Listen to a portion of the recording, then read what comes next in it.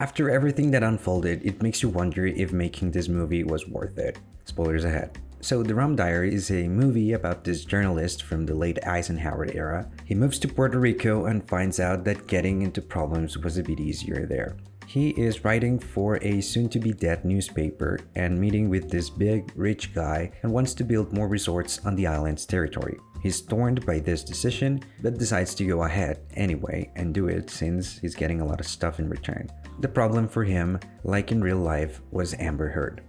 Chenault. She's the partner of said rich guy. Again, like in real life, Depp's character falls in love with this woman. And that leads to a number of situations, and he loses this opportunity that he really didn't feel totally comfortable with anyway. And that's about it. So this movie became popular mostly because of the Amber Heard versus Johnny Depp case, since this was what started it all. This is the movie where they met. And I think that's interesting, but it shouldn't be what this movie is known for, even if it is. Let's talk about the positives. It looks beautiful. The film's director of photography was Dariusz Wolski. He's the same DP from films such as The Martian or the original trilogy of Pirates of the Caribbean. So it looks stunning. I like how he's not afraid of contrast like most recent commercial movies are. The acting is quite good. Johnny is great. Amber is pretty good too, even if her screen time isn't that much. I am aware that it's sort of based on a real person, so when it comes to the story, I won't say it's bad or anything. There's no payback for the antagonist, but since it's reality based, there usually isn't any. It's intriguing and interesting to watch these events unfold. Their very hectic lifestyles and how they act around the local people.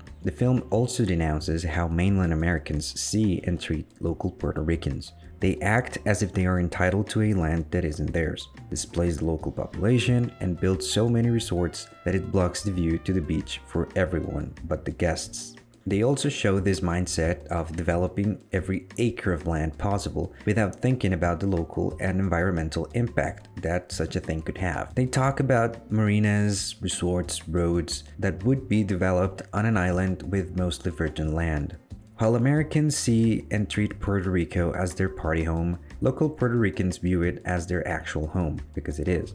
The direction is quite good. It has some clever shots, and that paired with the beautiful work of Dariusz, it looks quite good. The movie is about everything and about nothing at the same time. It's about the journalist, but also about depicting Puerto Rico and about love, ambition, and substance abuse, and politics. It's not following the hero's journey by any stretch of the imagination, because there's no hero. I believe it's meant to be viewed as a sliver of time. I read a comment on Letterboxd that said that they felt this movie was portraying Puerto Ricans in a bad light. I think it shows Puerto Ricans being fed up with this American nonsense in their land. They are rightfully angry about it. Is it the best movie in the world? No. Is it Johnny Depp's best work? Definitely not. Is it Amber's best work? Maybe not. But it's an interesting movie nevertheless. If you're into this kind of films in which by the end everything changed, but they are kind of back to square one, you're gonna like it. At least for the historical significance and to get a glimpse at how Puerto Rico was viewed, and still mostly is, during the late Eisenhower era, it's alright. As always, thank you for watching. See you next time.